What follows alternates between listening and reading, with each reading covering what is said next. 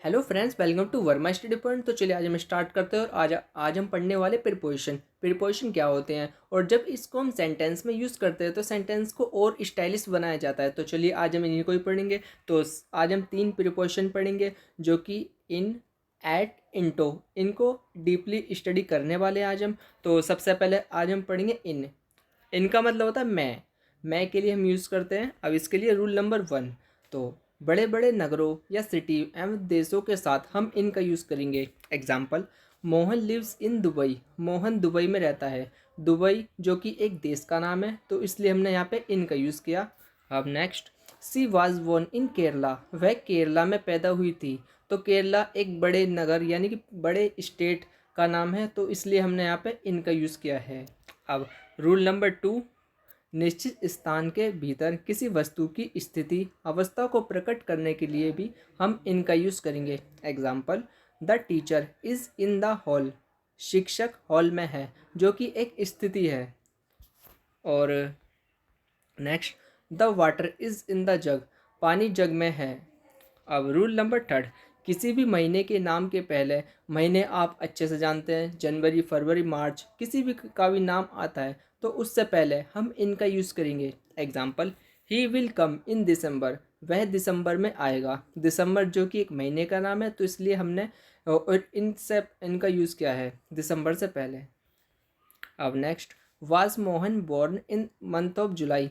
क्या मोहन का जन्म जुलाई के महीने में हुआ था। अब रूल नंबर 4, ऑक्यूपेशन यानी कि पेशा या व्यवसाय या किसी का कुछ धंधा होता है या किसी भी एक्टिविटी को दर्शाने के लिए हम इनका यूज़ करेंगे। Example, the gardener is busy in watering the plants. माली पौधों को पानी देने में व्यस्त है, जो कि एक एक्टिविटी कह सकते हो या फिर कोई व्यवसाय भी कह सकते हैं हम। अब next, mother Teresa was well known in the society. Mother Teresa समाज में प्रसिद्ध थी। अब हम पढ़ेंगे ऐट का यूज़। ऐट का हम कहाँ यूज़ करना चाहिए हमको। अब इसके लिए रूल नंबर 1, किसी निश्चित समय और स्थिति के साथ, यानी जब भी टाइम की बात की जाएगी तो हम वहाँ ऐट का यूज़ करेंगे। Example, our school start at 8 AM। हमारा स्कूल सुबह 8 बजे शुरू होता है। तो यहाँ पे टाइम की बात की गई, तो हमने यहाँ पर ऐट का यूज़ किया। अब next, was married at the early age of 20। क्या उसकी शादी 20 साल से कम उम्र में हो गई थी। अब रूल नंबर 2, किसी भी गांव या कॉलोनी की जब भी बात की जाएगी तो हम वहाँ एट का यूज़ करेंगे। Example, he was born in Toganpur. तो तोगनपुर जो कि एक गांव का नाम है, तो इसलिए हमने यहाँ पे एट का यूज़ किया। उसका जन्म तोगनपुर में हुआ था। अब next, she lives at Shahdara. वह शादरा में रहती है। तो शादरा जो कि एक कॉलोनी का नाम है, तो इसलिए हमने यहाँ पे एट का यूज़ किया है। अब नेक्स्ट रूल नंबर 3, प्राइस को बताने के लिए किसी चीज़ का रेट बताना हो तो हम वहाँ एट का यूज़ करेंगे। Example, mangoes are selling at 20 rupee a kilo. आम 20 रुपये किलो बिक रहे हैं। अब next, are cucumber selling at 30 rupee a kilo.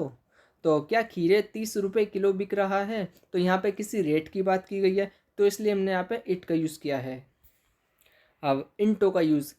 अब इनटू का जो मीनिंग होता है, इसका भी मतलब मैं ही होता है और इनका भी मैं ही था। अब इसमें एक क्लियर इसमें एक गति की बात की जाती है इनटू में।